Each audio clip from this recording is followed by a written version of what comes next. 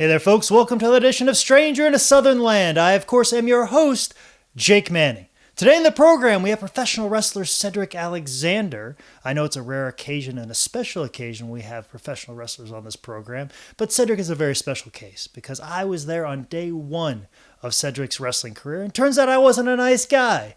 So I had some explaining to do, but I let him know that there's a method to my madness. So I had to go in depth about a lot of things that I did to Cedric early in his career and why I did them to him. But we had a wonderful conversation, and he joined me here in the home studio. Second guest in the home studio, and it was just a really nice, wonderful conversation, and it went on for a while. We did talk about a particular comment that Cedric made online. He made a comment about race and professional wrestling, and he took a little bit of flack for it. So I had a nice conversation with him and kind of asked some intelligent conversations and gave him an opportunity to kind of explain himself a little bit more. And I felt like we had a very intelligent conversation. I don't think we said anything ignorant or anything offensive, but I'm just letting you know here on the front end that conversation does happen on here. And I didn't want the conversation and the podcast to be all about that, so I kind of probably moved the conversation a little bit more forward, maybe a little too soon. But like I said, this podcast was about Cedric and his career and the wonderful things that he's doing, but I definitely wanted him to have an open forum to talk about a particular set of comments that he made recently that he took a lot of flack for, kind of unjustly. So I gave him a situation to kind of explain himself and ask some very intelligent follow-up questions. At least I hope I did. Maybe I said something dumb, and now I'll have something to answer too. But anyways, moving along forward with this intro, I'm going to let you guys know where I'm going to be at this weekend. June the 6th, this Saturday, I will be at Miracle on the Mountain 5 for West Virginia Championship Wrestling in Bluefield, West Virginia. It's always a good time when I'm up there for West Virginia Championship Wrestling. They treat me well, they treat me great, they treat me fair, and then kind of all right sometimes. But anyways, they're wonderful people up there, so make sure you see me Saturday, June 6th in Bluefield, West Virginia for Miracle on the Mountain 5. And anyways, if you want to know more about what I'm doing on the road and hearing about and what's going on, and hey, what dates you got coming up, Jake, and what new podcasts you got coming up, make sure you follow me on Twitter at ManScoutManning and follow me on Instagram at ManScoutManning. If you have any questions about the show, make sure you email me at jake@sslshow.com. Or if you want to book me for an upcoming wrestling show, make sure you email me at manscoutmanning@yahoo.com. Without further ado, let's jump into this wonderful conversation. Second ever interview in the home studio, I might add, with the wonderful, the talented, the excellent, the up-and-coming professional wrestler Cedric Alexander, here on Stranger in a Southern Land.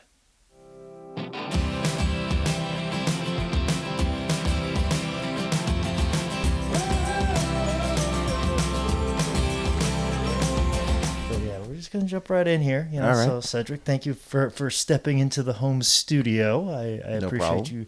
you stopping by today. I had it already set up for Blair. She's a local comedian, Blair Nias. She came over to the home studio, so I was like, hey, before I rearrange your furniture, how about I get Cedric to come in and talk? I appreciate that. And then I wanted to have you on, but I was hoping a little bit further down the road, but I was like, I might as well bring you over. And I guess I picked a pretty good weekend because it sounds like you're coming off the heels of a pretty fantastic weekend with Ring of Honor. Yes. So yes. Let's start with what happened recently. And we'll Okay. go back from there. This will probably come up in 2 weeks, so it'll all still be relevant. So. Yeah. So, at the match with Okada, the match was supposed to happen a year ago at the last New Japan weekend. Yeah, because it's like a year in the making for you. Yeah, You were yeah. pretty excited, and I was pretty excited that match was going to happen because it was at a time where they were Ring of Honor was just starting to get on the ground floor of you, and then that match got taken away from you, and then you just kind of sit for a while. So the fact that you got it again, I think it was real nice. It was a dream come true, and that sounds real cliche to say, but I remember getting in the back and seeing all the New Japan guys do their thing and get geared up and everything, because I got there like an hour before bell time. Mm-hmm. The Toronto traffic that day was terrible, and it had all the signs of everything going wrong for one of the biggest nights of your life. You know what I mean? Where your plane got delayed, you got there late, the hotel wasn't ready when you got there, and you get stuck in traffic. You get there hours after call time, so you do all the production meetings and all that kind of stuff. And I just had a terrible feeling that day. It wasn't going to go well. And when I got into the ring and got in front of the people, that all just went away out of nowhere. It was, and me and Okada had a really good match. He was very excited with me after it happened. He was very happy with it. Gato, who kind of books New Japan, was also very happy with it. So maybe I'll go to Japan one day. Maybe. But we'll see. But, I mean, you had a good showing. You know, Yeah. I was paying attention to the social media because I follow you, and you're one of the guys that retweets their compliments. so there were a lot of them. well, So, I got to put myself over a little bit. a little bit, bit. but we get it. Me and Kevin C used to have that discussion all the time. Like, I don't know why you guys do that. Like, you know, I mean. So everyone sees it, man. Everyone's got to see it. But I guess it obviously worked because I'm like, oh, it must have been a good match. Yeah. There's all these compliments retweeted. That's how I know. I was the only one doing it, for the record. It wasn't just me retweeting them. There were other fans retweeting them too. Okay, but I'm just saying, Okay, like sure, you're one of those guys that retweets compliments. and Guilty. stuff like Guilty. that. So I am one of those guys. you're one of those guys. You know, I'm on the other side of the fence. But anyways, you know, we just kind of jumped right into this conversation and stuff like that. And then halfway through, you telling the story, I was like, do people really know that Cedric Alexander is a wrestler? So hopefully people know who you are, who I am, and when they clicked on this to download this interview, they know who it is. Because I have a lot of interesting people on here. Like I said, I have comedians, I have psychologists and stuff like that. But mostly the people I have on here are successful, you know, business people who are doing something wonderful in the Southeast. Right. And you're one of those people. You know, independent wrestlers, they are their own business. Yes. We're now looking at your business right now. Yeah, this is it. This is you as a body. Your body, your talent, your gifts. Your shop right now is right in front of everybody on the camera right now that are watching in the video portion of it. Oh, I just thought that was just for effect. There really is a video No, I have a video portion and I have an audio portion. Oh, well, It's two different streams. Okay, no, the people at iTunes are pissed because. oh, right. Well, hi, people on iTunes too. Sorry. Yeah. The people that got the audio now are pissed. So there you go. So you just. Well, see, but now give them a reason to watch the video portion. Exactly, and that's what I want. I'm leading them to that, so they can lead to the site. It's whatever. But anyways, Cedric, you know, that's a lot of people don't understand. Like, I think most people that are listening are wrestling fans, but I do have a few people that are non-wrestling fans that are interested in people that, you know, are successful, and a lot of people that are on here are do-it-yourself type people. So you had to start somewhere. As far as opening this business of you being a professional wrestler and stuff like that. Correct. How did that interest in wrestling come about?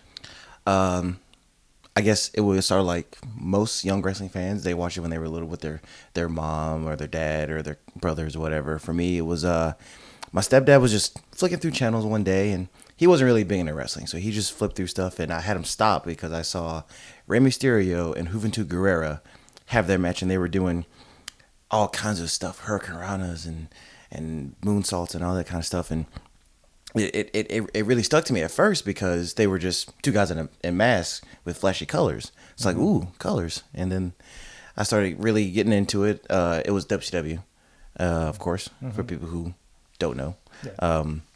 And from there it was just really cruiserweights, and then as I got further into it, I started watching when I was 5, but around when I was about 10. Okay, so the Rey Mysterio Juventud was at Great. 5. Okay, so to make me feel very, very old, and everybody else very old. Thank you. Sorry. I wanted to clarify to make sure that was the case. So. I wasn't gonna give. Okay, fair enough. Okay. Well, at a young age, I was watching Rey Mysterio Juventud, and then as I got a little older, close to my teens, I started watching for more than just acrobatics and jumping around and stuff like that. As for the characters, like RVD, who another flippy guy, but he had a very he was that guy who's like, I'm cool, man, it's whatever, you know. And to me, that was, I don't know, that really drew me in to the character portion, as kind of sad as that sounds for some in some ways, I guess, because he didn't care about anything, and I thought that was really cool. Well, because when you're a young kid, you know, you want to be. It's almost like if you want to be cool, you got to not care about stuff, right? You know, and that's how I thought. But then when I tell other, you know, wrestlers that, they go, RVD, that was the guy that got you in the character portion of wrestling. Well, listen, in my generation, it was Ultimate Warrior got people in the character portion of wrestling. So, but you know, regardless of all that, so growing up young kid here in Charlotte. Hometown, born and raised and stuff like that. Yes, sir. Been here all my life. This will be a very interesting interview because I know a little bit about your background. So it's kind of, you're gonna have to retell it to me. So it'll be a little bit weird and stuff like that. What was your home situation like growing up? Growing up in a home situation, my biological father was never around. So it was just me, my brother, and my mom, and eventually my stepdad came in when I was around four or five. So as we came around, we had a kind of a full family then, and it was cool. There were rough times where, we were tight on money growing up. So there were moments where my parents wouldn't eat dinner, and me and my brother would. So it was, I guess, that rags to riches, kind of thing. I guess where for a while there we were just struggling and living in Greer Heights, which is a known as a very troubled part of Charlotte, North Carolina. It's still a very troubled part of Charlotte. I haven't been in a while, so I don't really know. It's still bad. It's still. I would still not. You still want to walk there? I definitely wouldn't ride my bike through there. I Right. might take a chance with my pickup truck. That's where I stand on it. Well, so it's still a very troubled part of Charlotte, North Carolina, and for me, it was it was the norm to know people that broke into this guy's house, stole a VCR, or robbed this guy, or ran this guy over because he messed with his baby mama or whatever, stuff like that. So, when I hear other people tell their stories and they say, "Oh, I came from a troubled background," it's like, "Oh, this is what everyone does. Everyone's like this then." Because for me, it was the norm. And then eventually, when I was about 16, we moved out. We moved out, got away from the Greer Heights area, and moved into a better part of Charlotte. I guess around Huntersville area was less crime and stuff like that. So when I walked out of my door, some days around that time, I was like, man, I don't hear any police sirens. No one broke into the house last night. So okay, I guess it's a new thing. This is very normal. But that was kind of a rough draft of my childhood, I guess. Yeah, because at least the one thing is you knew that there was this environment, like there's a way out of it, and you guys, got out of it. And I think some people get in that environment and feel like it's always going to be that way. I think I don't think that's necessarily like in inner city or anywhere else. Sometimes in rural communities, you feel like you can't go anywhere because we've wrestled in Southwest Virginia. People get up in those coal mining towns and they feel like they're stuck in those environments for quite some time. And the idea of getting out and become a success or being something different than what you've been bored into is sometimes a concept that's alien to most people. Right. So, Yeah. So you were very fortunate in the sense that you realized that there could be forward progression in your life. And I never really realized how lucky I was until I got out and still had friends who lived in bad parts of Charlotte or Greer Heights, to be specific, and they were still dealing with the same old BS, and still do to this day because they never left. Well, that's the thing is if there's no thought process of if you can get out, then you just have to succumb to your surroundings in a sense. Yeah. And that's the thing. That's anywhere, because like where I grew, that's a similar thing of growing up in small towns. I know multiple people that feel like, well, I mean, I'm just kind of stuck here. My parents don't have a lot of money. I'm just kind of gonna have to work on the farm, and I'm just gonna have to make do living here. And there's those, like I said, those small towns in West Virginia we used to drive through. Yeah, it's like those people have just been there forever. But anyways, when we're talking about moving up and moving on, you went to college for a short period of time. Been 2 years college, yep. And it was on a wrestling scholarship. Yes. So yes. To talk about your short period. Now, were you like some people and thinking, your love for wrestling, like if I do amateur wrestling, that's going to be my gateway into pro wrestling? Right. Because when I grew up, I was under the impression that the way that you became a wrestler is you were a world-class athlete, a college football player. Jim Ross comes and sees you do the bench press a couple of times. He sits down and does an interview with you, and then all of a sudden you're on Raw, and your name is Rocky Maivia. That's all I know how you become a wrestler when I grew up. So was being an amateur wrestler, probably seeing Kurt Angle, was that your thought process? That was exactly my thought process. Well, okay, so a little bit different. When I was a freshman in high school, I tried out for the wrestling team. But in my mind, there was a professional wrestling ring in the school where you could go and be a wrestler. Because in my mind, wrestling was WWE, WCW, and that was it. Yeah. The concept of amateur wrestling never, I never came across it until my freshman year of high school. So once I got in there, I started looking around, and I said this out loud like an idiot. Hey, where's the wrestling ring? And the wrestling coach looked at me. Frank Smithwick was his name. He looked me right in the face and said, "No, this isn't that fake stuff. This is real wrestling." And I was like, "What are you talking about?" This is not what I signed up for. That's not what I signed up for. That's not what I signed up for. But then he convinced me to try it out, and I've been in love with wrestling in general, whether it's amateur wrestling, pro wrestling, ever since then. And I did it 4 straight years. I was varsity all 4 years. I finished out my senior year with a record of 44-1. Oh wow! Yeah, it was pretty good. Year that until I. What happened on the one though? What happened? There's got to be a story for the one. Okay. So, on the one loss for that 1 year, my coach. Okay, so you're gonna blame it on somebody else already? Out of the gate, you're already gonna blame it on somebody else. We haven't got your wrestling career. You're already throwing someone under the bus. I'm not throwing anyone under the bus, but I had a shtick for just going out there and getting the pin because I didn't want to go to the second period because I did not have a good gas tank. So once I got on the mat, I'm trying to go straight for the pin. That's it. And my coach was telling me, you got to be able to go longer because you're going to run across that guy who's going to be able to go all 3 periods. I would have been that guy because that's how I trained. And I couldn't do it. Because that's how I was. So I would have been that guy. You would have been that guy. You would have been that one because the one to give me that one loss because I couldn't do it. In training, I would always be the first guy gassed out, whatever. So, but I had the best record. So I was like, okay, well, I'm compensating. Mm-hmm. So I finally got to this was a tournament in West Charlotte. I can't. They had a name for it. I don't remember what the name was. Mm-hmm. But yeah, a tournament in West Charlotte High School, and I got to the semifinals for that bracket. It was 189. Mm-hmm. 189. So I got there. Which is a tough weight class. Very tough weight class. It is extremely because you're wrestling guys that are normally full-fed 215 easily. Because they are trying to get away from the heavyweight division as much as possible. So they're going down 189. The only thing that could have been harder would be your 171s. So 171 was where I was supposed to be, but I took the body fat test and they told me I couldn't go under 175 pounds. Mm-hmm. If I went under that, it would be considered unhealthy. Okay. So like, okay, fine, I'll go 189, and it was terrible that entire year because everyone's so much more bigger than me. Yeah, because you got two guys that are 215, 220, cutting down to 180. Cutting down to 180, and like once they get food in them from weighing in, now they're a solid, 195, 200 pounds. They're gigantic men. Yeah. So once I figured, okay, everyone's bigger than me. I got to start shooting around and getting legs and all that kind of stuff, but whatever.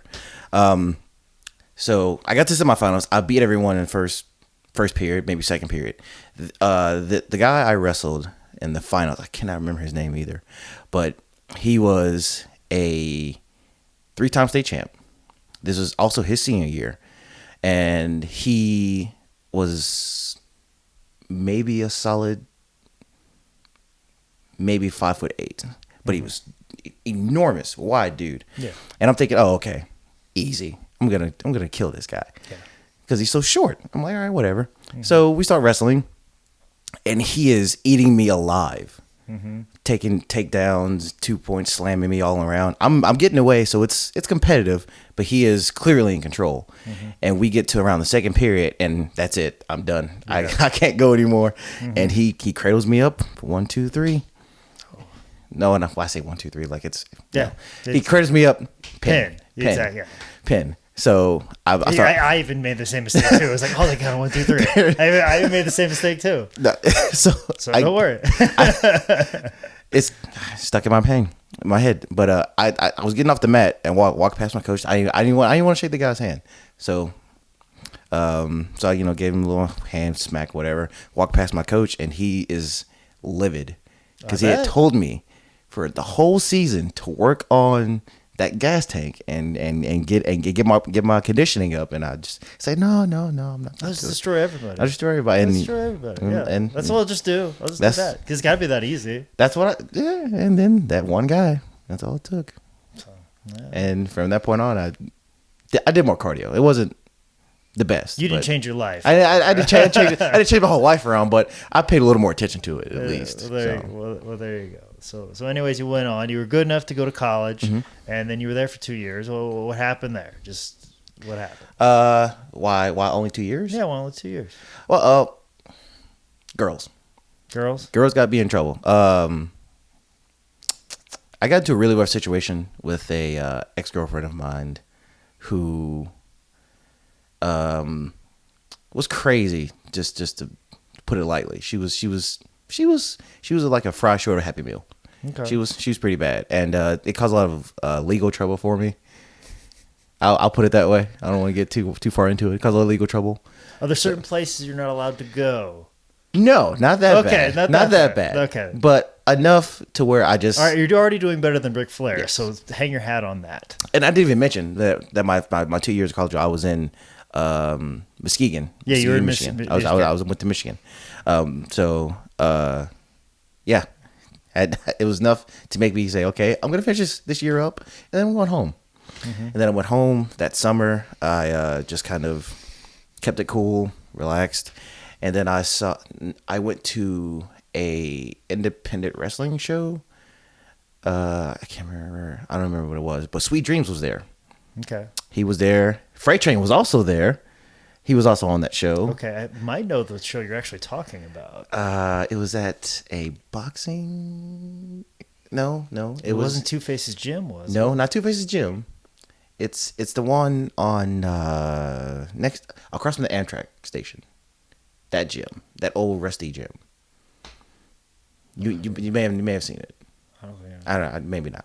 But Sweet Dreams was on the show and Freight Train was on the show, and I remember being there, and I talked to Sweet Dreams as he was leaving. Now, was this your first wrestling show? No. This was actually my third or fourth. Okay. Third or fourth. Not with this promotion, but just going to shows in general. So I talked to Sweet Dreams and asked him, "Hey, where can I get trained? Where can I go?" And he goes, "High Spots. That's where we need to go." I said, "Okay, where is it? Where do I go to?" Wow, Sweet Dreams with a solid plug. Solid plug. He put it over to me, Wow. and I was like, "Okay, cool. I'll do it. Let's go. Let's do this thing." Okay, so you're back home. Home. Getting away from the girls in Get away- Michigan. get away from You're girls in back Michigan. home. You're watching wrestling and stuff like that. Had you already seen wrestling, or were you seeking it out when you came back? Like when you left college, what was the plan? Was wrestling the plan? Wrestling was not necessarily the plan at the time. The plan was just to get home and get reevaluated. But coming out of high school, my plan was go straight to wrestling.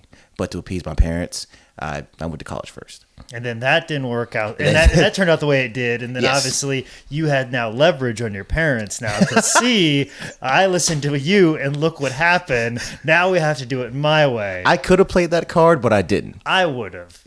I would have. My brother would have played that card. But Well, it's a I good wouldn't. card. It's a good card that you to play. So it would have been good leverage. But still worked out in the end. You still ended up finding wrestling. Finding wrestling. Actually, I think, if I remember correctly, me and my parents had a conversation about that, and she apologized to me for sending me to Michigan to go to college. So it was kind of sort of she put it on herself. Yeah. She put it on herself almost. But yeah, so I still find wrestling, and Tom Sweet Dreams. He put her High Spots to me, and this was High Spots was still doing commercials at the time. Like on TV? Like Because there was a couple times we ran commercials. there was a couple times we ran commercials, and then there was one particular one. It actually wasn't even a High Spots commercial. It was Charlotte, NWA Charlotte. Okay. Yeah. And High Spots sponsored them, right? If I remember correctly. Maybe, I don't know. We sponsor. We're Budweiser. We sponsor everything. So.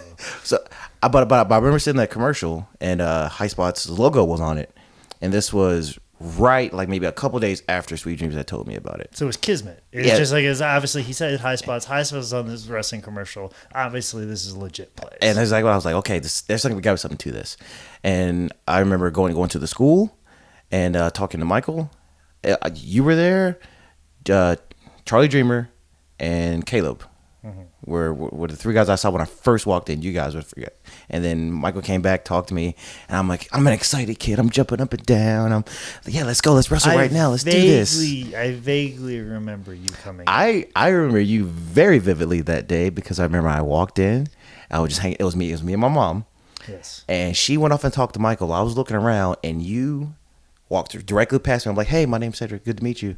Trying to introduce myself. And you blew right past me. Yep, Right past me. That was definitely me. Yeah, just head down, not saying a word, just walk right past me. And I remember, like, once I got into school and got settled in, you actually remember that day and was like, oh, I'm sorry. I didn't mean to be rude to you. I was just not having a good day. I thought you were someone I didn't like. No, it was something along those lines, right? I know what it was. You remember? You remember it now. No, okay. I remember the exact instance because there was a guy that you looked just like. I think that was the situation. Like there was a kid that like had already come in like with his mom and like all wanted to be wrestling. Or it was I thought you were DA. Yeah, these are both guys I don't know. Yeah, there was a guy that I remember this. I think I've done this. I've walked by many of students, students on their first day. Yeah, but if you want me to be nice to you, I think you have to earn it. You know what I'm saying? Right. Because when you're like, oh, Jake finally said hi to me, that means something to you. And if I was nice to you to begin with, that wouldn't have meant anything. This very true. So I keep my highs and hellos and like my approvals, as something to obtain. But anyways, I really did mistake you for somebody else, or I thought you were somebody that I hated. Because there was a student, it was about that time there was a lot of students coming through. Mm-hmm. Because anytime like somebody runs Charlotte locally, we get a bunch of people coming in the school, and then sometimes I feel nice and give them the really good tour and think mm-hmm. that they're gonna sign up, and then they just say one thing that just throws me right off. It throws me right off, and it just I can't stand to look at them. Like something like, okay, like they'll say something to the effect of, okay, so how many months before I'm on WWE, or they'll say something to the effect of, yeah, just like does Matt Hardy train here, or or say I don't really have any money right now. Is there any way that you just let me train for free, or just really odd questions after you give them somebody a real passionate business sale, right? And I thought you were one of those people that had already rubbed me the wrong way, so that's part of why that is, and that or I was just a dick that day. More than likely, that would be the option. Okay, fair enough. So, but I bet when you're high spots, it's one of those days. It's war. Yeah. I go to war every day. I don't go to work. I go to war every day. So, But anyways, I'm glad to see you enjoy your job, Jake. Yeah, exactly. That's why I have to come up with wonderful projects like this that are non-wrestling related to get my mind off of it. But anyways, so you said your third wrestling show. What were the other two wrestling shows? Were they WWE events or independent wrestling ones? The first one was a WCW event. The second one was it was just some random Fed. They brought in, I think it was, who was it? I want to say it was Buff. No, that was totally way off. Rock and Roll Express. Okay. They brought Rock and Roll Express for the main event, and that was the first time I ever seen them live. I've, of course, heard, they're legends. Huge here. They're yeah, legends. legends here. So I went to see them the first time I ever seen them live, and it was maybe a month. Maybe 2 months before I went and saw the one with Street Dreams. Okay, so, I just wanted to get the lineage here. Yeah. Where you were scouting other shows and what you were hitting and what you're doing, what you were seeing before we got to this. I didn't know if there was something where you saw directly like, oh, this is good, this is bad. Like what was the difference because of that? Because you had a very keen sense when you first came in of wrestling. You came in with an attitude. That was very welcome.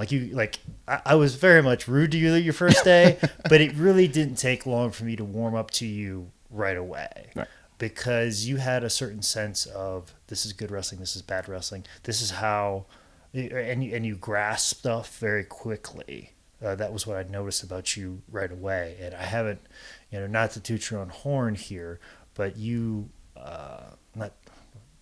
blow smoke up your ass, tooting my own horn would be a different expression. I combine two expressions. That's what I do here in the I confuse them all the time. It's fine. Oh, no. Well, I should be better. I'm trying. I'm the host. You're the host. Yeah, I should do better. This is my home studio. I just can't make up words and expressions out of nowhere. But anyways, you had not to blow smoke up your ass, but you had a certain sense of understanding stuff very quickly, picking it up, and I don't think we've seen that in our wrestling school in a very long time. I think we have a student right now that's probably as close to you that I've ever seen. Which one would you say that would? I was thinking T.O. He's got a certain sense. I was going to say, yeah. Yeah. Well, George calls him T.O. I don't know what it is. We don't know. I've hung out with that guy at least 4 or 5 times, and I don't know his name either. I just call him T.O. Yeah, that's fine. I mean, you were Butch Reed for a while. Oh God, I was Butch Reed. I was Black Lesnar. I was Tommy Blackridge. I was because George South, our wrestling school trainer, and it's a good philosophy, very similar philosophy to what I have. He doesn't want to know your real name because he's not gonna spend all this time learning it, and then you go and leave. He's just gonna nickname you whatever he thinks you are whenever he sees you. Like I was Bullet because I had a resemblance to Brett Armstrong when I had hair, so I was Bullet Armstrong. And of course, when he saw you, you were muscle, black guy. He's Butch Reed. But well, if that's the case, then how come George? I was meaning to ask him this for the longest time. How come he always gave me I had 12 nicknames? He just floated.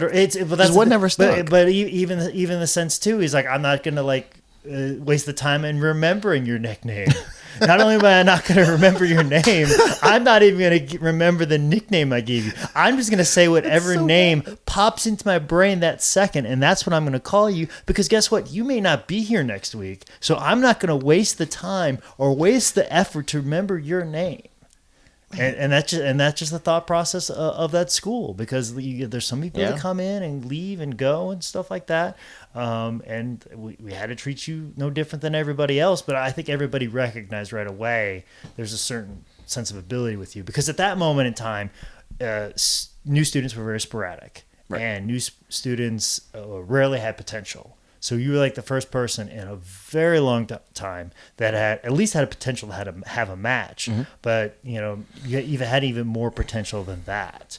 And I don't know exactly where that whole sense of understanding wrestling came from.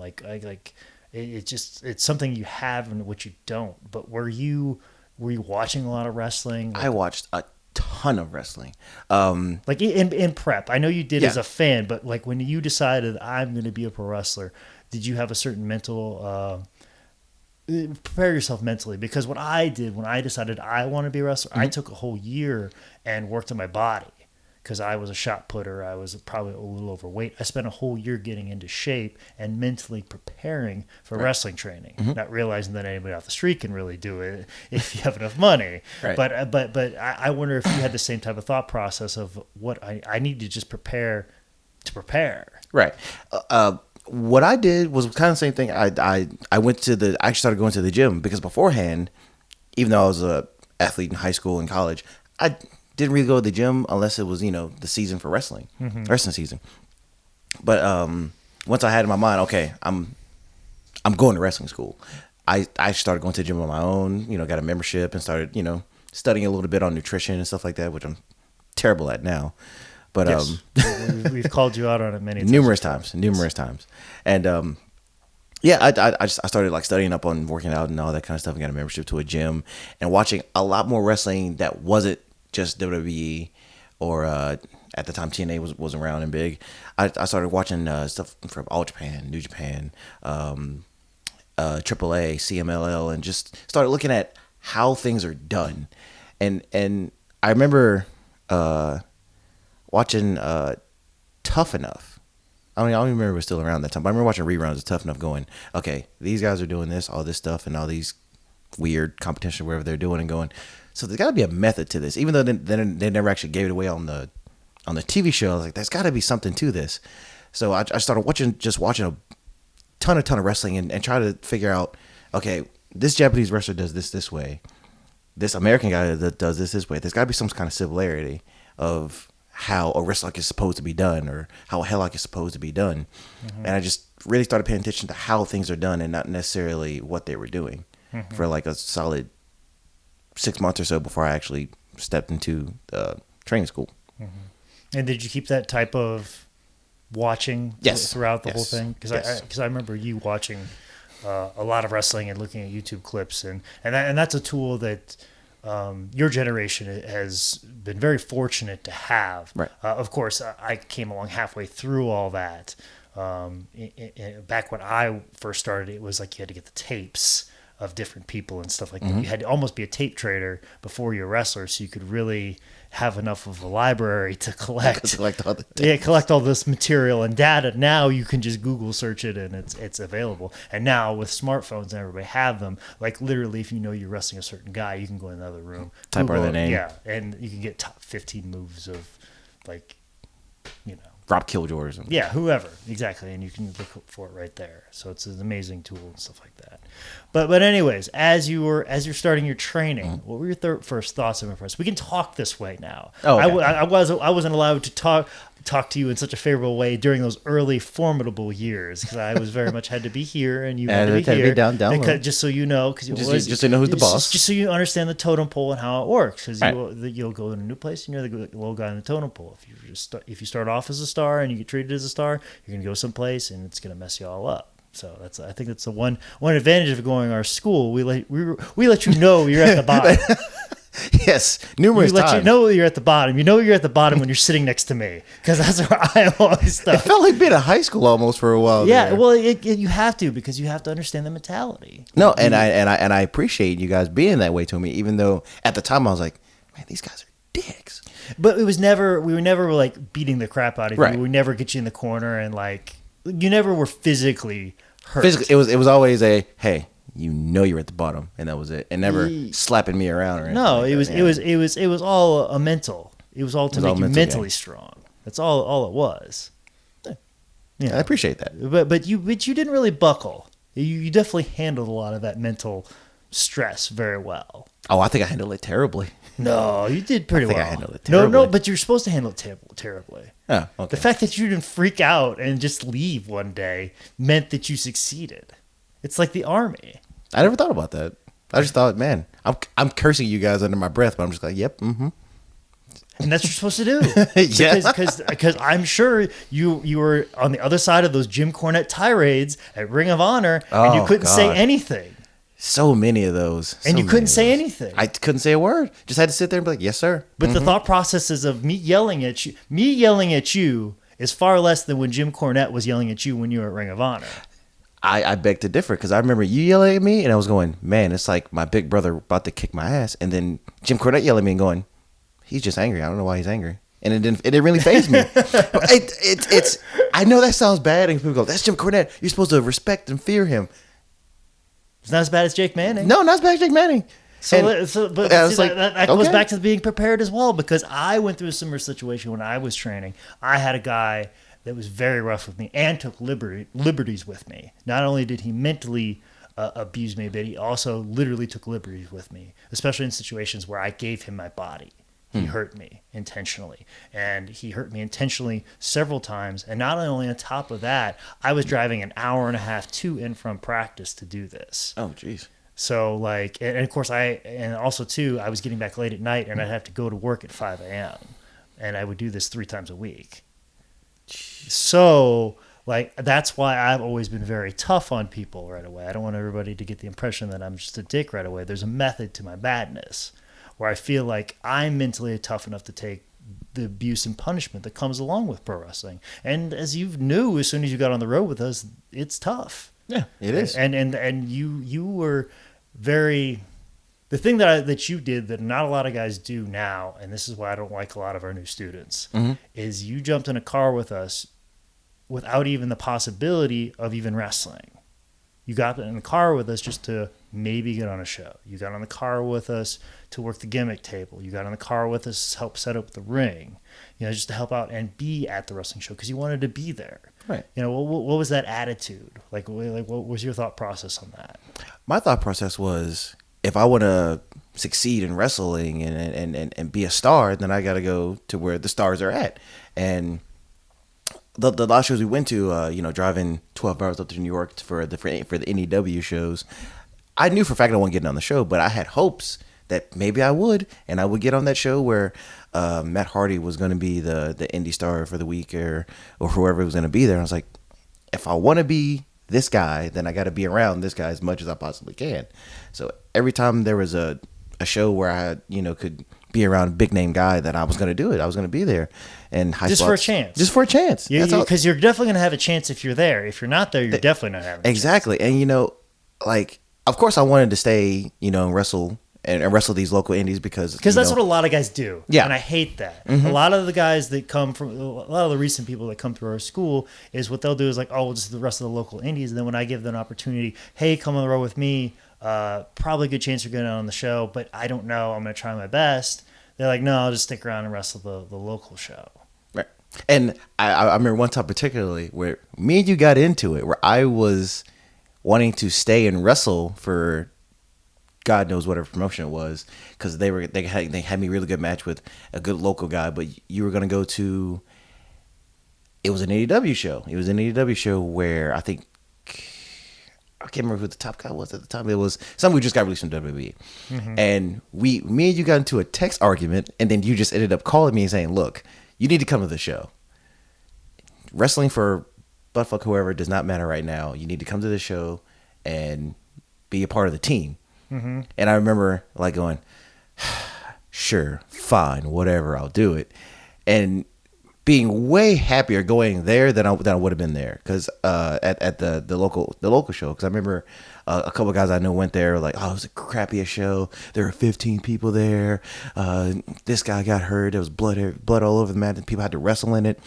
And then at NEW there was like 2,000 people there screaming their heads off and just having a great time and seeing great quality wrestling. Whereas opposed, I was almost going to stay home and do this show for 20 people. Yeah. So well, in like a couple of those shows, you were ringside. You were filming ringside camera. Right. You were 3 feet away from Booker T. I did a terrible camera job. You were that an night. awful camera guy. Awful camera guy. But I hope you at least learned something from being three feet away from Booker T doing what he does. Actually, I think that was the weekend. That particular weekend. I want to say it was Booker T. That's what I'm thinking in my head too. I want to say that was it. Had to been that weekend because I really needed you that weekend.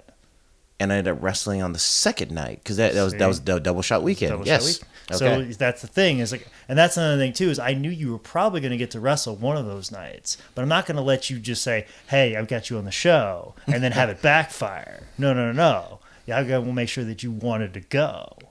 I remember that weekend being the case. I kind of knew that was the case. I remember because it was Poughkeepsie, New York. Yeah, I remember because Mid-Hudson Civic Center. Yes. You wrestled at the historic Mid-Hudson Civic Center. Opening match too. Yeah. Or you could have stayed at home and wrestled in front of 15 people and got $40. Oh, I wouldn't you wrestled at the Mid-Hudson Civic Center, where WWE used to film, their TVs, where ECW used to have pay-per-views. Yep. The historic Mid-Hudson Civic Center. At the time, I didn't know that though. Exactly. To my defense, but that's why I said you have to be a part of the team. Yes, and you just had to be a part of the team. Therefore, you got the spoils. Yes, and that's the way it worked. So, and I wish I was that way with the students we have now, because I feel like I'm too approachable with them, way too approachable. Well, see, that's why I had the attitude that I have. I don't let people in. You know what I'm saying? See, now you're learning the next step, young grasshopper. See, I feel like I've been doing this. I'm a pro. No, I'm learning stuff every day. Like we don't even really train together anymore. You're still training me right now as we're sitting here talking. Listen, exactly. This is sitting down is all the knowledge I can give you right now. There's not a lot I can tell you in the ring because you were quite the athlete when you got in the ring. It was exceptional right away. There wasn't anything that I could throw at you that you couldn't do. And George's class is really good, but I remember taking time out of my personal schedule to spend the Thursday classes. To make sure that your education in wrestling was pushed forward, and anything I ever threw at you, and I'll be honest with you, I threw some stuff at you that I was like, let's see if he can do this, and like if he probably can't do this, it's just like that thing when they talk about Bo Jackson, like Bo, some of the pro guys can do this, and maybe if you can work it in, yeah, let's see if you can. And then Bo would go out and do it. Like, And that's a little bit, little bit that I would do with you that way. I was like, Cedric, some of the really good guys do this, but maybe you can, and you'd always execute it. No, so thank you, Jake. that was what you were always really good at. I was like, I could always throw you something, and you would always execute it properly because there wasn't a whole lot that you couldn't figure it out. I appreciate it. And of course, you were always watching YouTube, stealing everybody's spots. Of course. So, and of course, you had all kinds of stuff. Oh yeah. But when it came time for you to, have your first match and figure out who you were going to be, there was the big discussion of your name. Oh, don't remind me of this. Well, no, we have to because this is going to bridge into another conversation as well. Oh man. Okay. So when you wanted, what was the name that you came up with? Do you even remember it? I remember it. Yeah. Okay, good. Because to me it was pretty forgettable. So please tell me what your first name was. It was Alex Sanders. Alex Sanders was the name I was wanting to go with, and it wasn't even because of like Deion Sanders or anything like that. It was just my middle name is Alexander, so I was gonna take Alex. And the Ander part, it just put an S in front of the Ander. Alexander. That was way too much work for the most boring name ever. That was way too much work for the most boring name ever. I know, it's terrible. Yeah. Why did that remind me? It's horrible. It was horrible. So we came up with Cedric Alexander, which is just my first and middle name. What did I tell you the thought process was on Alexander? If I remember correctly, it was think of Shelton Benjamin. It's different. It's not a regular indie wrestler, quote unquote, sounding kind of name. It's got a ring to it. It's something you would probably remember if you heard it 3 or 4 times, if I remember correctly. I don't know if that was the exact quote. No, it was exactly the point too, and then also the point that I wanted to make too. It sounded somewhat regal in a sense. Yeah, I remember. And I remember that whole discussion of we were talking about black males in wrestling and stuff like that, and they usually get stuck with that stereotype. That stereotype name of the killer or G Thug, like JTG or whatever. Yeah, or whatever, you know, and those guys that play towards those stereotypes. But you weren't that type of person. And also, too, even if you were straddled with that type of persona, I know you couldn't pull it off. Oh, God, no. I can't do that. I can't do that. I just can't. And I remember, actually, Michael getting very mad and said that you should be called, like, the G-Thug or something to that effect. And I remember, he did. Because I said, no, he should be called Cedric Alexander. Because I said that name is regal. You know what I'm saying? Like, if he wanted to be something more than just a thug. You know what I'm saying? Like, he should be better than that because not only can he not be a thug. No, I cannot. He shouldn't have to be just because he's black. I remember that being a serious conversation. Really? Yes. I believe that because I remember when, what was that? It was a promotion. It was like they just hired a bunch of black guys. Oh, yes. What was it? The Urban Wrestling Federation. And of course, Mike comes up to me when they announce that they're going to start doing stuff. He goes, "Hey, Cedric, you should hop on that because you're black." I was like, "Oh, why?" Because you're black. You could pull off a thug thing. It's like, no, I can't, Michael. I can't do that. No, you can't. I can't do it at all. Definitely That's can't. not my thing. As your friend, I definitely tell you can't. Listen to my voice. This is not a threatening sounding voice. Yeah, but that's just not you. No, you know what I'm saying? totally not. And nor should you have to pretend to be that just because that's the stereotypes of wrestling. Yeah. Was this not the exact thing I got so much heat for on Twitter and Facebook? Well, so this is bridging that conversation right now. You did that on purpose. No, I did that on purpose. Yeah, this is exactly where I wanted to go. Okay. This is, like we're jumping back and forth on timelines, but this feeds into a big conversation about your career and who you are and your perception and the way you've wanted to perceive yourself. Right. Like I said, you've never wanted to perceive yourself as the thug, and wrestling is full of stereotypes. Yes, it and is. You've made a comment recently about how you don't like the New Day gimmick. I don't like the New Day gimmick. I don't. Because of you feel it's offensive. I do feel it's offensive because of the stereotypes. And for most people, New Day is a WWE, 3-man trio where they come out and they clap and they come with the gospel music and yes, sound like very very positive black males. Which the positivity part doesn't bother me. It's we all got to come out clapping and do gospel music because that's They're what almost black like a people step, and they're coming out like a step team. Yeah, like a step team. Yeah, a little bit.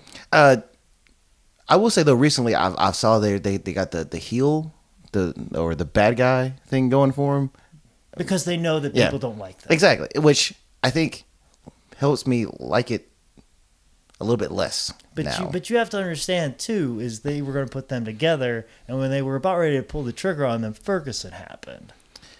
So they can't. They got to go one way or the other, and one way is going to put them in the news, not in a positive light. True, but I feel like when they were going to pull the trigger on them, it was more true to who they were as people. That's my personal thought, because if I remember correctly, it was because that's the way you've always been. You've always been yourself. You're like, I'm Cedric Alexander. I'm a wrestler. It's never been about color, race, background whatsoever. I'm just a wrestler. I'm just a wrestler. And that's always how you've portrayed yourself. And that's always how I think everyone should portray themselves. Like if you want to do their own thing. But in a sense, this is wrestling, and we heighten stereotypes. True. But we're an extremely PC world, and we can't really do that. So sometimes pro wrestling gets a little more sanitized than it should. Mm-hmm. Whether that's a good thing or a bad thing, I don't know. I think it all depends. It all depends. Like I got a lot of heat on Twitter and Facebook by it saying, "Oh, you think New Day's racist? What about primetime players?" I was like, "Well, aren't they just like that in everyday life, right?"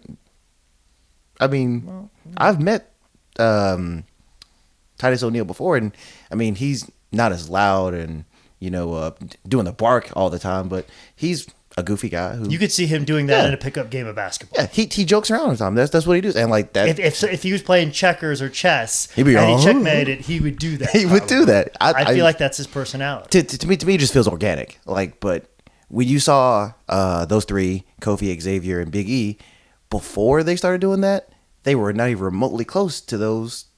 Clapping. Hey, let's. I'm a preacher, and we're gonna ride into the sunset and whatever Southern Baptist thing they're trying to do. So they're playing up a different stereotype.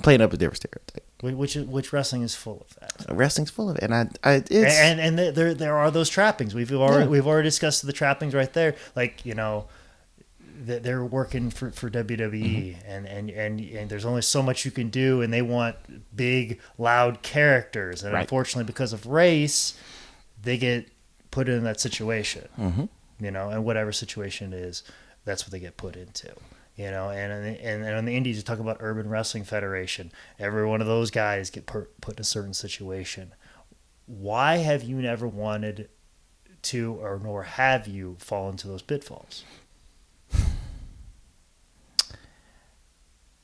Personally, for me, I would say I try to avoid it. But I have been approached by promoters that will want me to do that kind of thing, and I would just tell them no. Like, even there was a time at ROH where Jim Cornette almost thought that we should be a little more true to our color, so to speak. And thankfully it didn't pull through, and it didn't get the trigger pulled on it. But there was a moment where we were almost going to be was it Crime Time? Okay. I don't see you and Caprice being that. I know. It doesn't work. I think you guys were fine kind of the way you were. It wasn't going to work. No, neither one of you would have made that work. I mean, like, you wouldn't have. Caprice definitely would. Oh, God, no. I mean, Caprice is the preacher man. Yeah, but thankfully his preacher man thing just went through, and they loved the way he cut his promos, and he would go off on a rant, just keep going and going and going. I would be the strong guy in the background just nodding my head. Yeah. So thankfully they liked that, and that's what they stuck with. But we were almost going to be like, well, that's the thing. They could have went the other way. They could have went in the New Day direction. They could have saw him actually preaching, and then you could have been Deacon Cedric. You see my point now too. Yeah. I could have been the New Day. Exactly. Could have been the New Day. You could have been the New Day in a sense, because unfortunately, those are the roles that black men get put into in wrestling. Yeah. Unfortunately. And that's something that you've tried to avoid. And so far done a pretty good job, and hopefully continue to do a good job with that. Well, I think so. Hopefully, you've set yourself apart. I think you now have set you apart of who you are and what your perception is, and in the sense that I'm just a good wrestler, and that's what you always done, and that's what you always portray, and you got to stick to that. Anybody that's always stuck to those guns, that I'm a wrestler and I will be a good wrestler. It's the people that sell out for the short gimmick and put on the Man Scout outfits for the quick buck. Those are the people that end up being very bitter and lonely in the end.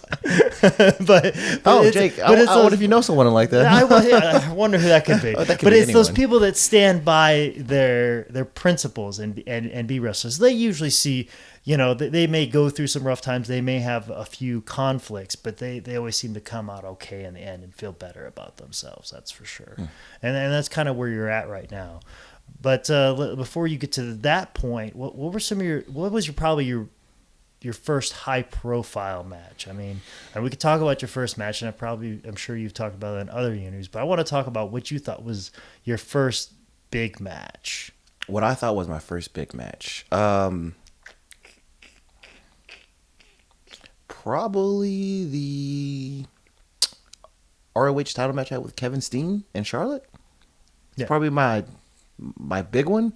I mean, I wrestled, I wrestled Rock Roll Express way before that, but then again, that was in front of 50 people. So that's why I don't bring up your first match, because a lot of your first couple that. matches was it's not that people don't care about it. It's the sense that you did a lot of George shows. There was a lot of volume in the beginning. There was a lot of matches. There was just opening match in Florida when me and Caleb would go there, and George would have you in Gastonia, and you were pretty much doing the circuit. You were probably wrestling 3 times a week easily. Yeah, pretty between fair shows and all other small ones. But those are just shows. But the sense of having a high profile match in Charlotte, and a lot of those early PWX shows, you were getting a lot of really good matches in Charlotte. And I think, hometown advantage kind of thing. Yeah, but since there's that it's just your family's out, and it was a big deal. And it drew people in. Yeah, for sure.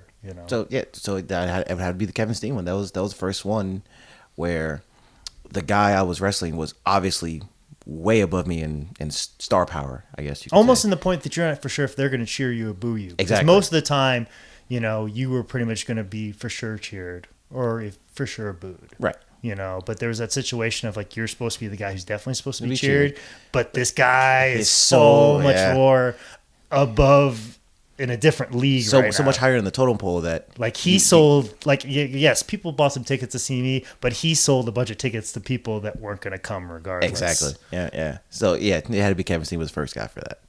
Yeah, but you were already wrestling for Ring of Honor at that time, though. Yeah. And I was tagging with Caprice, but I don't want to discredit Caprice, but that wasn't necessarily I guess my big thing. It was our big thing. I guess I'm kind of looking at it for what I looked at as my big time to be this is my match. It's because Caprice has been around for a while. He'd been around for a while. He's worked very hard. He's had a certain reputation. He's built up a resume. Right. So it could be easy to say that you jumped on that in a sense, but you'd already been wrestling some dark matches for Ring of Honor. Got on a couple of shows. I think maybe your first Ring of Honor match I was in as well. No, that was Necker Butcher for me and Caleb rode up to yes, there was. You did one of the TVs, but I remember there was that tag match. The tag match was you and Caleb against me and Bobby Dempsey. Yes. Bobby Dempsey. Yeah, I couldn't remember if it was your first or one of your first. Second. That was the second. Yep. Okay, because I remember you were going up and you were trying to make the rounds up there and stuff like that. But anyways, you're getting going. You got the spot with Ring of Honor and of course you were doing the stuff with Caprice and stuff like that. But eventually you kind of broke off. Right. What was that moment where you realized that your career is going to start going up? Because all this stuff was happening very fast. Right. You went through a very quick progression of wrestling very fast. You were doing George shows for about a year or two, and all of a sudden you're doing some matches for Ring of Honor, and then all of a sudden you're in a tag, and then all of a sudden now you're getting some big matches here locally, and then all of a sudden now Ring of Honor is investing time in you. Mm-hmm. What I would say was the moment when I knew Ring of Honor wanted to put more time into me was after the match I had with Davey in Columbus, Ohio. They looked. Hunter pulled me aside and told me how great the match was and what he liked, what he didn't like, and I remember that same night Caprice had a singles match with Adam Cole, and no one really said anything to him about it. It's just other than it was a good match, but I got pulled to the side by numerous people in the office and higher ups in the locker room who were blown away that I could do what I could do. Because in a tag match, it was, okay, you know, you got this guy and this guy. One guy's going to look better at one point, and then they never really paid too much attention to it. Yeah, because you can hide a little bit. Yeah, you can hide that in the tag. Because there are 4 guys in the ring, so you can kind of hide a little bit. But once me and Davey got in there, they were like, "Where did this come from?" And you're out there with Davey, and you know Davey's gonna give 1,000%. 1,000. Whether or not they're asking for 1,000%, and whether they're asking for 10 minutes, he's going to give you 20, and he's going to give you 1,000%. And that's exactly what happened. They told us go out there, go 13 minutes. We went 19. I guarantee and you. they were pissed. They were pissed we went that long, but they were happy with the match. So, but you'd already wrestled Davey a couple of times before, hadn't you? I want to see you wrestle a PWX show with Yes. him. Yes. One time before, and that was the second time I wrestled him in Ohio. And even before then, like some guys who I wrestled the tag matches with, like the Kenny Kings and the Rhett Tituses and the Young Bucks, were always really, really happy with my side of the performance in those tag matches. So I guess I kind of had a little bit of a buzz going around in the locker room about, man, like, this guy's really good. We want to see this guy. Yeah. At 100%, we don't want to see the shackles on him. Not that the shackles were on you, but the sense that you have a partner. Right. There's 2 people that have to get over here. So there's only a certain amount of time in a match. So you have to allot everything for everybody. There's a certain situation of like, what if this guy had no restrictions on him in a sense? Yeah. And not to toot my own horn. Use it correctly. I can use that now. Nice callback. Not to toot my own horn, but when I had that match with Kevin Steen and Charlotte, he requested to have that match with me because he had seen the match I had with the Bucks and All Night Express and with the tag with Caprice, and him and the Bucks are really, really tight. So once he got word from them that, man, this guy's really good, he's timing and everything, that's what led that match on in Charlotte, which led to more matches with Davey and Eddie and Johnny Gargano's and so on and so forth, which then translated into ROH, where I got my final singles push. And it's kind of gone off a little slow, I'd say. Yeah, lately, it's been a little slow. But they've got a lot of positioning and getting their chess pieces in a row. You know, they're getting everything lined up for the future in a sense. And it seems like you're going to be a big part of that future. Any big plans? Any outlook from here on out with your time with Ring of Honor? As far as well, of course they don't tell me everything. But I don't want you to like this is what I'm gonna be doing in the next 3 months. But I'm just saying, like, what the big plans that you've got. The future is bright. I do know plans of what's going to happen, and it's good. It's all good things. You're genuinely happy with it. I'm genuinely happy with it. Because like I said, when they first started to invest a little bit more time in you, things were kind of getting stuck in a little bit of a rut, but I think the whole company was in that certain situation, because I think there's a lot of things in flux. They were trying, because people were leaving, they knew people were leaving, then people were coming back, people were coming in, so there was a lot of fluctuation where it seems like things have kind of leveled off in a sense. And that's like what it is. And now. They can really dig into people now, dig into the talent that hadn't been used as much, because when those guys were coming back in, like the Sabins and the Samoa Joes and all that stuff, when they left TNA and they came back in, of course everyone got pushed out just a little bit for those guys. But now that is, like you said, is leveling off, and now we have a set group of people starting to get that push up. So yeah, those guys that kind of hung down on those earlier matches are now starting to rise up and stuff like that. So well, that's good. That's good to hear as far as that goes. We're getting pretty close to the end here. We're already probably in overtime right now, but that's okay. I'll spend a little bit of time for you, because we go way back. Yeah. So I'd really like to keep talking and stuff like that. We're having a nice conversation. I think people are somewhat enjoying it, unless they've tuned out. And screw that. We'll just talk to each other. We'll just keep going. Just keep going. This is for us, not them. This is for us. This is never them. Let's not say that. Maybe I'll get a sponsor for this episode. Yeah. Sorry. It's for my sponsors and the fans, the loyal diehard fans. But anyways, as far as like your outlook in the future, you're getting a lot of opportunities to go some places now. You're now in demand. It seems like now I see you're in New York for somebody else. You're going to a super indie tournament. You're now going to all these different places. But probably the most prestigious of all is PWG. Yes. Can we just talk about how wonderful that is? Because now you're a part of Reseda. You're just kind of there right now. You haven't really found your niche in that audience, but sometimes it takes a while. Like look at Roderick Strong. He's definitely found it. He's found his niche there for sure. And that took some years. This took some years, but he has a place there. That's for sure. Definitely got a place there. Definitely got a place there. That place is amazing. That's probably one of the best crowds you could ever be in front of. And it's not just wrestling fans. It's people who've never really seen a live wrestling show and just come in just because they hear it's a good time. And a lot of actors and actresses and movie stars and musicians come in and just have a good time. Like Ronda Rousey and the four horsemen, they come in almost every show just to have a good time and drink beer. And the guy from the True Blood guy, yeah. I Yes, don't know what's his name. Bauer. I see him Bauer. like almost every show, in the crowd, but I never remember his name. Yeah, Bauer. I Yes. think his last name is Bauer. I think I could be wrong on that. Yeah, but it's always like the lead singer from Paramore was there one time. Okay. Started blowing people's minds. What's that guy from Hot Tub Time Machine? I can't remember his name either. I'm terrible with movie stars. I know their faces.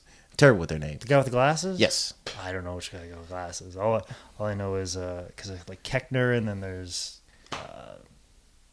Anderson, but I don't know the guy with the glasses. Yeah, he was that in the Sex Drive. But anyway, he was there for 3 or 4 straight shows, and it's always a good time to be there. It's the hip thing to do. Yeah. Like even if you have a terrible match, they'll still love it. It's weird.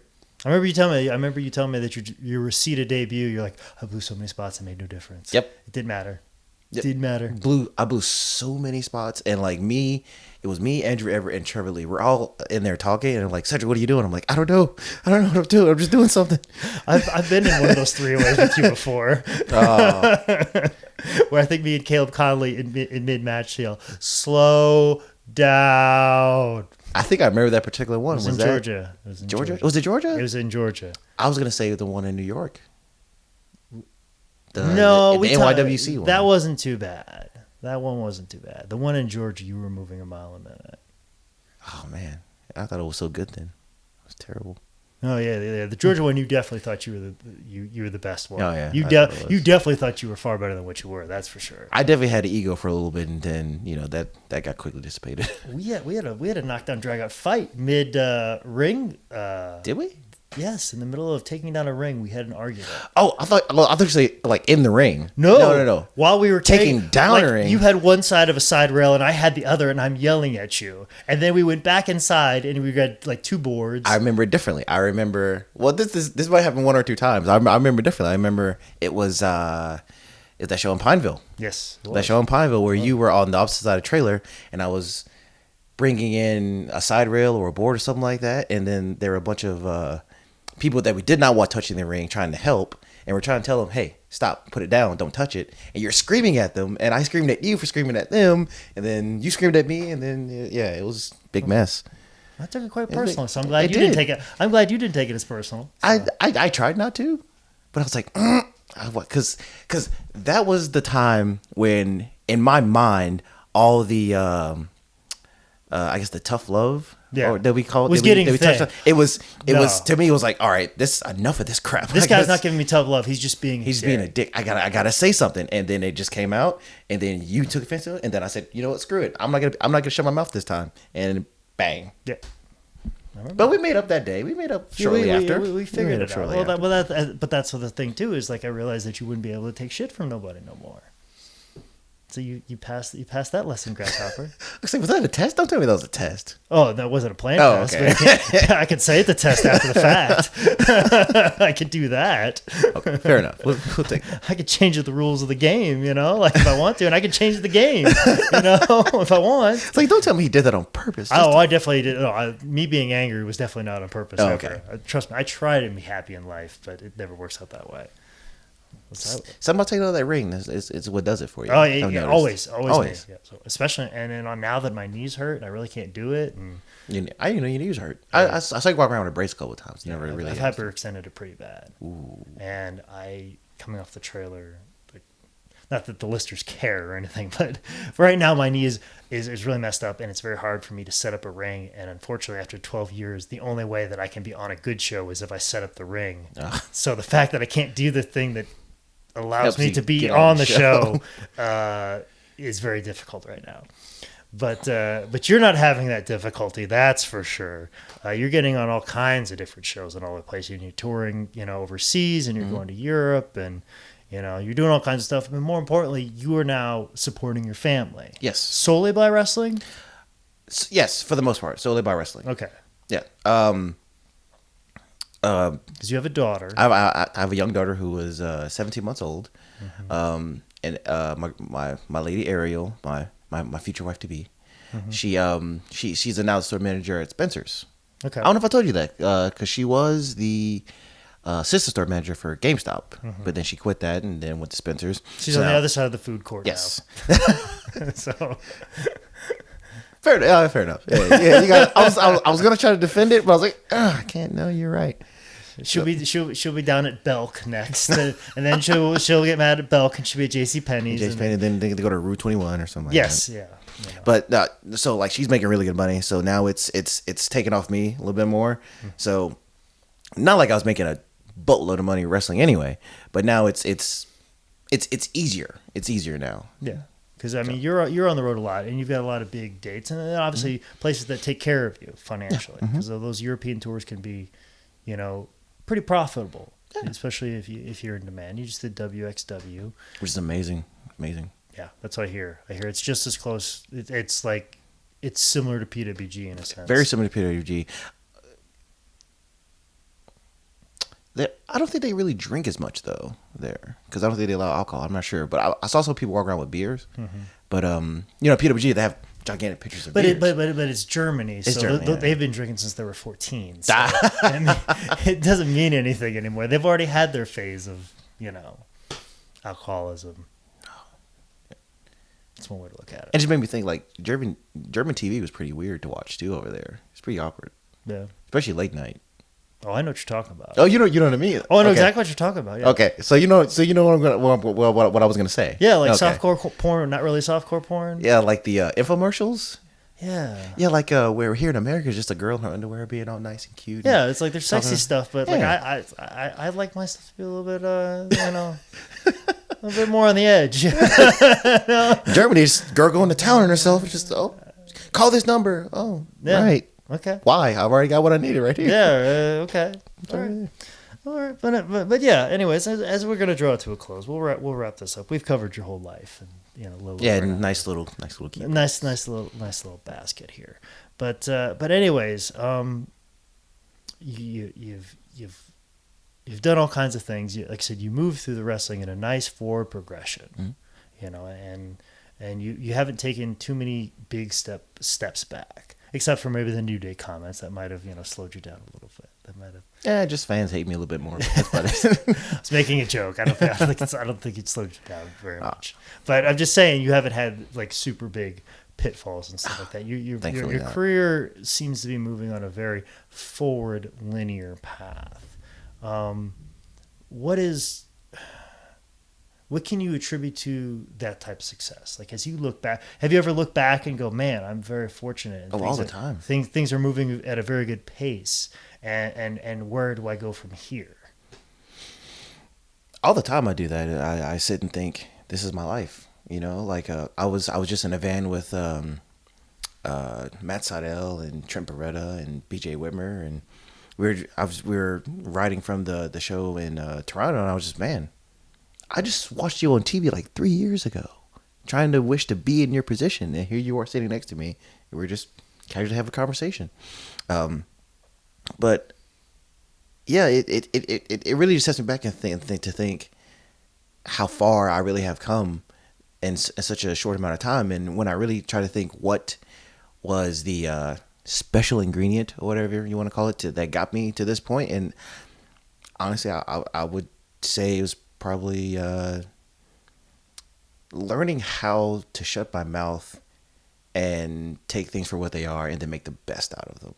Whereas that's probably not the answer you're looking for, but no, it totally is. It keeps the theme of me yelling at you and causing you to just gonna get to that too. So. Yeah, and I learned that from you and Caleb. You know, being so tough love on me coming up, and when I really like sit back and think about it, that has to be a special ingredient, because I know so many guys who ask me, how do I get in ROH? How do I get to where you are and stuff like that? And I'll tell them, this is what I did. This is how you could do it. And they go, I don't want to do that, because that's taking time out of me wrestling and me doing this. And well, it's an investment. What do you expect to get out of it? Are you just gonna expect people to come knocking on your door? You know, sometimes you got to knock on that door and you got to kick that door in and say, hey, you're not going to say no to me. I'm going to show up and you're going to see my face continually until you do something with me. But instead you decide to stay home at this whatever promotion, and I'm going to be their champion there. And if I'm their champion there long enough, someone's going to come for me. That doesn't work like that. Mm-hmm. And that comes again to you making me take myself out of these terrible indie promotions and get on the road and, you know, have people see my face all the time. Just to move up. And then forward progression. Forward progression. And sometimes forward progression doesn't necessarily mean, I got to wrestle all the time and people have to see my face in a ring every single time. Sometimes it's those higher ups that have to see your face helping put the ring up. And willing to be there. Willing to be there to sacrifice your time to help them. And then they would then sacrifice their time to help you. Mm-hmm. And if you don't want to sacrifice your time to help anyone else, how can you expect to get that help? Yeah, and you've been, and I think you know this, and I don't think I have to explain this to you, and I'm not trying to throw this out there for any type of bitterness, mm-hmm. but it seems like for you, it really paid off for you. Like you made those choices to be there, and it paid off for you. There's a lot of times where it maybe didn't quite pan out for me or Caleb sometimes, but it panned out for you. Mm-hmm. So when I see you succeed, I feel a little bit, it makes me feel like, you know, I was right. It does pay off, but it is also luck in a sense. It is 100%. You know, and that's how I've always looked at it with you, is that, okay, well, he was just lucky enough and it was the right place, the right time. They needed his product that they were selling at that moment in time. But the sacrifices do mean something. Mm-hmm. They do pay off. But at the end of the day, the ultimate factor is luck, and not everybody can have that. Right. And you understand that you are very lucky and fortunate, and you appreciate that, and that's refreshing and nice to see, because a lot of people just were lucky and they didn't make the sacrifices, and right. You see that they mm-hmm. see the people that are lucky but didn't put the sacrifices in, where you've got that double-edged sword. So those two things, that is nice to see, that's only a recipe for success and continued success. Yeah, I appreciate that, Jake. Thank you. So that's what's nice when I see you do things, is to know that there's a little part of me that wasn't wrong. You know, that there's a sense that the sacrifices do mean something, but at the end of the day, it's just luck. Yeah. You know, and it paid off for you, and and that's the thing. You know, that's the nice thing. That's the thing I like about seeing your success, is that good things can happen to good people, and people who do make the sacrifices do achieve what they wanted to achieve. It's just not all luck and this person and that person and all that stuff. So that's the really nice thing that I see about you, and when you have success, it makes me feel good. Because you were a part of that. You helped way more with that than you did. Yeah, but I don't like landing on and jumping on like people's coattails. Jake, I will like tell you right here, right now, you had a lot more to do with my success than you think you did. Well, I appreciate that. I appreciate you blowing smoke up my ass. No, that's not smoke. That's not smoke. I can't let you downgrade that compliment, because it is 100% true. 100% true. Well, I mean, I appreciate that. I mean, I was just there. Like you had to have all the tools and ready at that time, and I also had to have the right type of leadership. Well, I mean, being you, but that's where it comes around. Now that you have those lessons, how do you apply those lessons? So far, you've done pretty well, but you're going to be going into a different end of the pool that I've never been in. You know, you're a very young man. Mm-hmm. There could be a situation where you're faced with the situation of TNA Wrestling's interested in me, WWE's interested in me, New Japan wants to give me some dates. You're going to be put in a situation like that, and I've got no advice for you. Yeah. So, you're going to have to make those big decisions for yourself. And my only hope is that you're smart enough and you've got enough of a foundation you can make that right decision. So, you're on the different end of the pool right now. And that's nice to see. But you're whatever I've taught you, you've already applied. You've already did it. So, now you're going to be facing with a big future. So, of those three, where would you like to end up? I feel like there's another test because if I say the wrong thing, I feel you're gonna have to teach me a lesson later. Oh, no, there's a right answer, but there's a part of the test. Well, between WWE, TNA, and New Japan, The answer's real easy, Cedric. It's real easy. This is the last test I have for you. the last test. This is the last test. You passed this, you've graduated my class. Well, I've always wanted to go to New Japan. That's always been a dream for me. TNA used to be a dream for me. Not even remotely close anymore. WWE is always the way you want to go. I would have to say probably if all three of them right now were to call my phone and tell me we want this for this, I would have to probably say yes to WWE because that still leaves the door open for the other two. Whereas if I were to turn down WWE for New Japan and or TNA, I feel like that WWE door would be closed. That's my thought process. Or I could be wrong, and it could be I go for New Japan and I have success there, and then the door for WWE opens back up. Yeah, I don't know. It could. Well, the answer is easy. Whoever pays you the most money. Sorry, you didn't take the pebble from my hand this time, young grasshopper. You still have a lot more to learn. I was expecting it to be a little more thoughtful than that. No, at this point you can't be thoughtful. It's a business. You're a family. Touché. You're a family man. You got kids to take care of. You gonna take less money? Come on, you got to take care of your kid. True. Okay. I really think that far ahead of No, there you go. Fair enough. You did not take the pebble from my hand. I did not. So you cannot leave. We will try again. We will try again. Well, I appreciate you coming over to the home studio and giving it your best shot to take the final pebble from my hand, young grasshopper. But Cedric, I can't thank you enough for coming over here, and I truly do mean that. We had a little heartfelt before, but I just tag it all out. I really appreciate you, and I love seeing your success. It really truly does make me happy, and I'm not one of those people like, well, I was a part of that. No, I'm happy because you were the type of person that shows me that the sacrifices mean something, because you made those sacrifices, and I know you made those sacrifices, and that's what makes me happy. So it's almost like I look up to you in a sense that way. So that means a lot to me. So, and it means a lot to me that you come over here. So I know this isn't exactly my Louis C.K. interview, and I'm not Mark Maron, but this is a big emotional one for me. So I'm glad we got to sit down and talk through this. I hope this was enjoyable for everybody else. But we worked through some stuff here. It was awesome. I appreciate it, Jake. I appreciate it. So, for you to take the time to actually invite me was because to me you're still my trainer, and to me I still have to earn your approval. And the fact that you said all that and took the time to think highly enough of me to invite me over. Yeah, because I don't have a lot of wrestlers on this program, yeah. but you were definitely one of the people I definitely want on here. So I appreciate that very much. You're on the short list. So, anyway, Cedric, thanks for coming over. Thank you for having me, Jake.